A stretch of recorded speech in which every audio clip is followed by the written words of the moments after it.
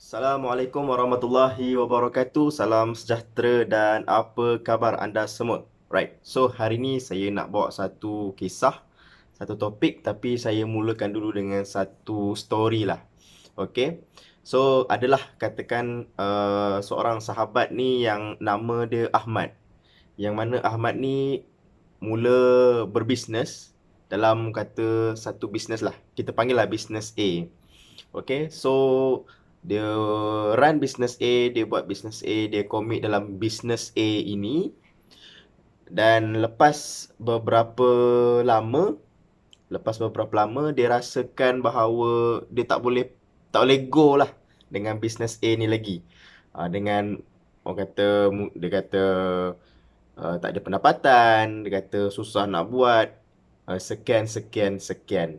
Jadi bila Ahmad ni dah rasa tak seronok dengan bisnes A, so dia pun pergi buat bisnes lain. Okay, so dia tinggalkan bisnes A, so dia buat bisnes yang kedua, kita panggil bisnes B lah. Okay, so sekarang Ahmad commit lah dengan bisnes B ni pula. Belajar macam mana nak buat bisnes B. Mungkin ada cikgu dia, mentornya dalam bisnes B ni, run bisnes B ni macam mana, sekian. Lepas beberapa lama pun terjadi benda yang sama.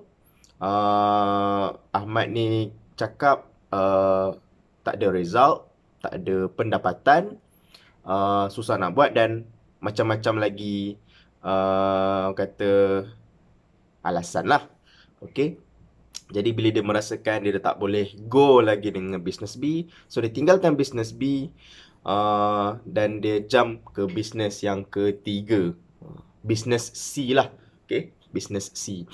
So pun benda yang sama, lepas sekian lama dia buat business C pun dia kata macam tak ada pendapatan, itu ini dengan orang kata mengulangi alasan-alasan ataupun cabaran-cabaran yang sama. Okey.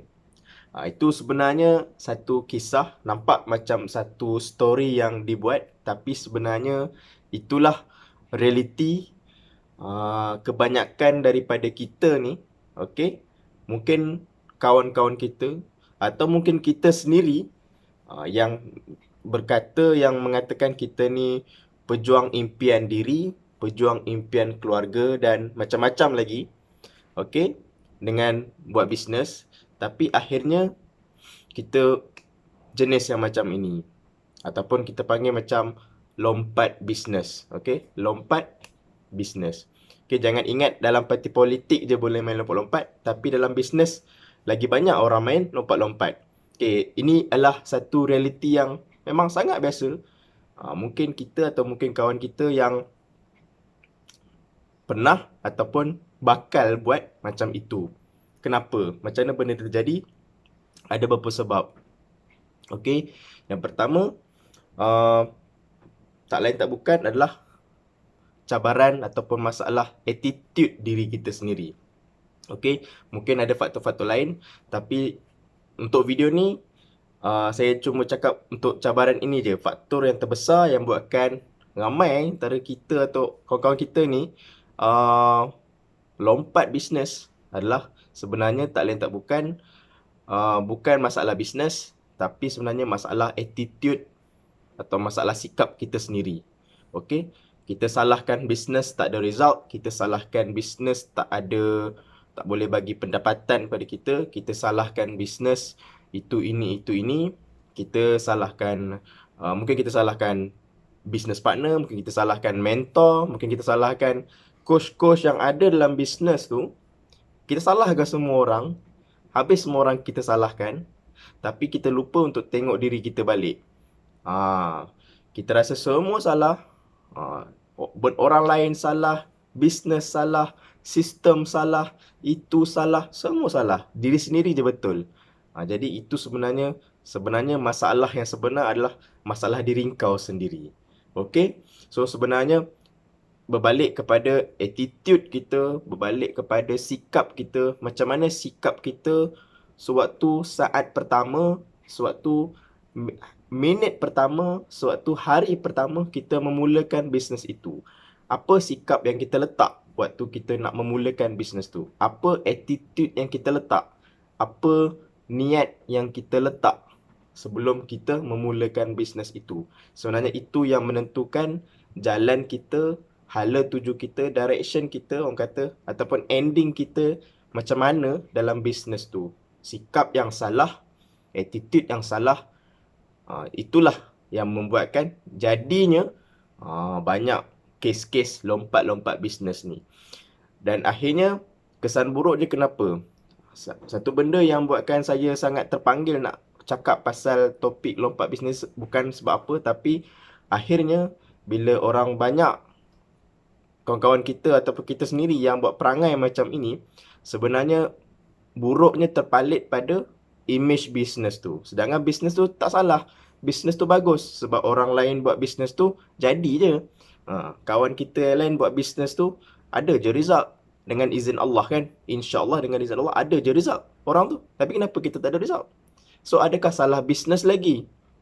Semestinya taklah. Kalau orang lain boleh buat, insyaAllah kita pun boleh buat.